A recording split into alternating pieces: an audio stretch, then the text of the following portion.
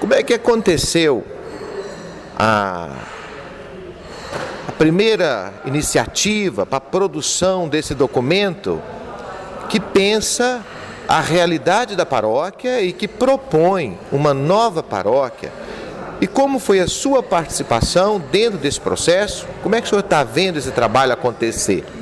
Sim, bem, eu fui convidado, o meu nome foi indicado, como dos outros bispos, pelo CONCEP, Conselho Episcopal da Conferência Nacional dos Bispos do Brasil, para compor essa comissão que deveria preparar a Assembleia, o tema central da Assembleia dos Bispos neste ano de 2013. O tema foi dado, Comunidade, Comunidades, uma nova paróquia.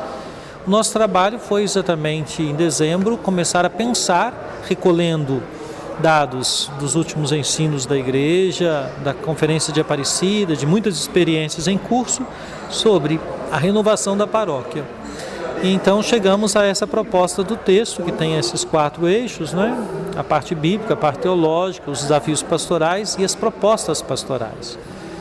E o conteúdo dele foi fruto desses estudos que fizemos, das reuniões em grupo, e a nossa proposta foi que a Assembleia não fechasse o documento, já definindo como um documento, senão que abrisse espaço para que ele pudesse ser enviado às dioceses, a institutos, teólogos e tantas pessoas que poderiam dar as suas contribuições. E nesse meio de campo aí aconteceu também a eleição do novo Papa, né, o Papa Francisco. Com esse perfil do Papa Francisco, o que isso aí vai modificar, mudar, encaminhar? Qual a influência da eleição do Papa Francisco nesse exato momento em que o documento está em discussão? Eu tiraria um aspecto que resume bem a contribuição do Papa Francisco para o processo que já estava em curso. O Papa Francisco tem se manifestado uma pessoa muito atenta à perspectiva da missionariedade, entendida como esse sair da igreja dela mesma. Na ênfase que ele diz e acentua dos presbíteros, ele fala de uma igreja que precisa ir para as ruas. E esta é uma das ênfases do documento, a missionariedade. A paróquia precisa ser missionária. Na verdade, a instituição em si não é missionária, são as pessoas que vão ser missionárias. O espírito da missionariedade deve tocar o coração do presbítero, dos diáconos, dos leigos e leigas de uma paróquia. Então, a ênfase que o Papa dá nessa perspectiva de uma igreja que sai, ele chega a dizer, uma igreja que não sai é uma igreja que adoece.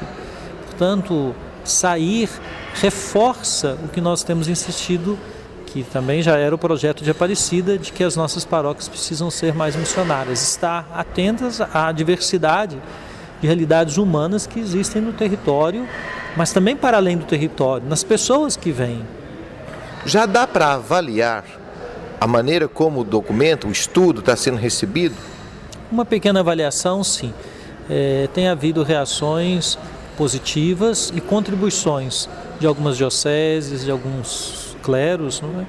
Que se debruçaram com a tarefa de estudar o texto e de fazer as suas contribuições.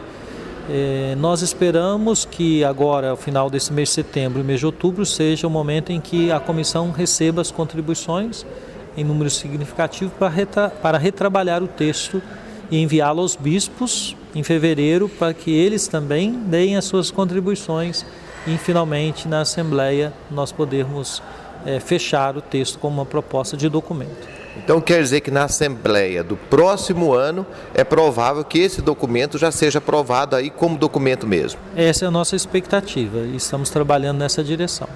E é interessante dizer também que qualquer pessoa que quiser ler o texto foi colocado como arquivo digital para ser baixado no site da CNBB, né? Sim, as pessoas podem baixar o texto, que está com o arquivo lá no site da CNBB, e podem também adquirir. Ele foi impresso e editado pelas edições da CNBB. Eu queria que o senhor falasse um pouquinho também sobre o tema da conversão, que o senhor começou a conferência aqui hoje falando sobre isso e da importância da conversão para tratar desse e de tantos outros assuntos na vida da igreja. Foi essa abordagem que eu escolhi para tratar com o clero da Diocese de Divinópolis, considerando um tempo curto que temos, uma manhã, 3, 4 horas de trabalho, eu escolhi o eixo da conversão, que está como pano de fundo do texto, que é a noção da conversão pastoral. E nós sabemos que esse termo usado pelo documento de Aparecida supõe e tem por base fundamental uma conversão pessoal, né? Eu disse, insisto, as estruturas pastorais não se modificam se nós não nos modificarmos. É a conversão pessoal, a nova percepção de horizontes, a escuta dos desafios que aí estão, o discernimento que cada pessoa faz é que vai gerar uma nova estrutura pastoral, um novo serviço, uma nova percepção. Então eu quis enfatizar esse dado com os presbíteros da Diocese de Divinópolis por se tratar de estarmos com um grupo que tem nas mãos essa missão de modificar as estruturas pastorais, mas acredito que só vão modificar se houver esta opção de coração mesmo. Finalmente, eu gostaria que o senhor desse uma bênção para nós, para tanta gente que vai ler, acompanhar essa entrevista e todas as pessoas que vão poder acompanhar. Sim, eu peço a Deus que abençoe a todos que estão trabalhando nas comunidades, nas paróquias, todos tenham bastante disposição, vontade, garra para ler o texto, estudar o texto, pensar o seu próprio exercício do seu ministério e oferecer as suas contribuições. Que o Senhor, que nos enviou em missão, esteja à frente de cada um, abrindo os caminhos, iluminando os passos de cada evangelizador, de cada ministro, para que juntos possamos contribuir para a construção de uma igreja cada vez mais comunhão, mais unida, mais fiel ao que Ele nos revela em seu Filho Jesus. E que Ele abençoe a todos, em nome do Pai, do Filho e do Espírito Santo.